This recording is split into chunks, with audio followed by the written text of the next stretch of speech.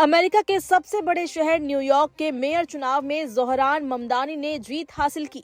ममदानी राष्ट्रपति ट्रंप के आलोचक माने जाते हैं। जीत हासिल करते ही ममदानी ने ट्रंप को सीधे ललकारा है। उन्होंने कहा कि न्यूयॉर्क शुरू से ही प्रवासियों का शहर रहेगा। न्यूयॉर्क को उसकी परंपराओं और मूल्यों ने जिताया है। अमेरिका के सबसे बड़े शहर न्यूयॉर्क के पहले मुस्लिम और दक्षिण एशियाई मेयर ज़ोहरान ममदानी का मजाक उड़ाया जाता है। ट्रंप को ममदानी को अपने प्रतिद्वंदी के रूप में पाकर खुशी भी है। उन्होंने उन्हें कम्युनिस्ट करार दिया है। साथ ही ट्रंप ने न्यूयॉर्क शहर के लिए संघीय वित्त पोषण में कटौती करने की भी धमकी दी है। ममदानी ने अपने मेयर पद के अभियान के दौरान ट्रंप को एक डरपोक के रूप में इस्तेमाल किया। उन पर फांसीवाद का आरोप लगाया। अरबपति संपत्ति डेवलपर की तुलना उन मकान मालिकों से की जिनके बारे में उन्होंने कहा कि वे न्यूयॉर्क वासियों को लूट रहे हैं।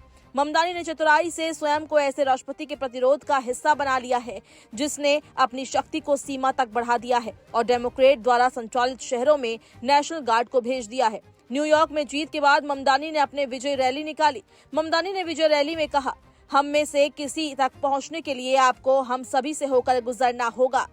वहीं ममदानी ने सत्ता संभालने से पहले ही एक बड़ा कदम भी उठाया है। उन्होंने अपनी पूर्ण महिला ट्रांजिशन टीम की घोषणा कर राजनीतिक हलकों में हलचल मचा दी है। ममदानी 1 जनवरी 2026 को आधिकारिक रूप से पदभार ग्रहण करेंगे। क्वींस में आयोजित एक प्रेस कॉन्फ्रेंस में उन्होंने कहा, आने वाले महीनों में मैं और मेरी टीम मिलकर ऐसा सिटी हॉल बनाएंगे जो हमारे अभियान में किए गए वादों को पूरा करने में सक्षम होगा। हमारा लक्ष्य एक ऐसा प्रशासन बनाना है जो न सिर्फ दक्ष हो बल्कि संवेदनशील भी हो। हम ईमानदारी और कड़ी मेहनत के बल पर न्यूयॉर्क को नई दिशा देंगे। 34 वर्षीय ज़ोहरान ममदानी इतिहास रचने जा रहे हैं।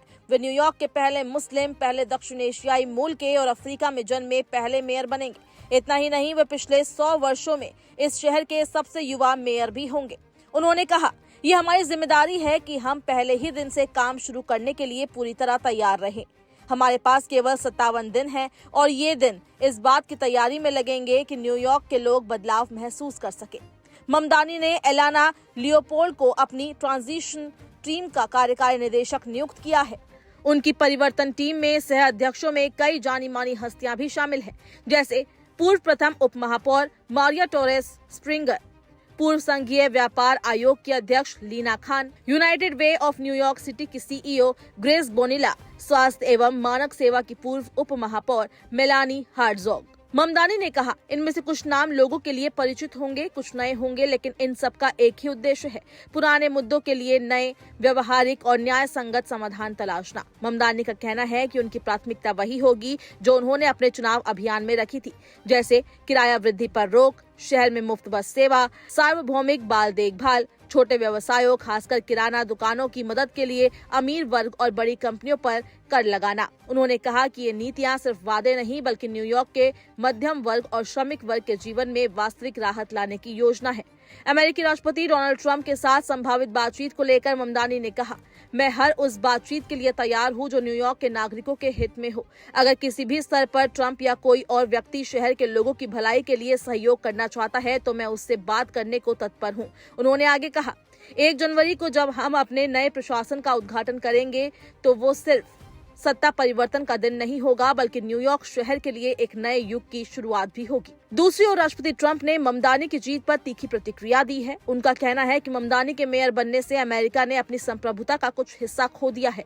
ट्रंप ने हाल ही में एक बिजनेस फोरम में कहा, 5 नवंबर 2024 को अमेरिकी जनता ने हमारी सरकार को चुना था और हमने अपनी संप्रभुता वापस पाई थी, लेकिन कल रात जब न्यूयॉर्क में ज़ोहरान ममदानी जीते, हमने उसका एक हिस्सा फिर खो दिया, लेकिन हम इसे यूं ही जाने नहीं देंगे।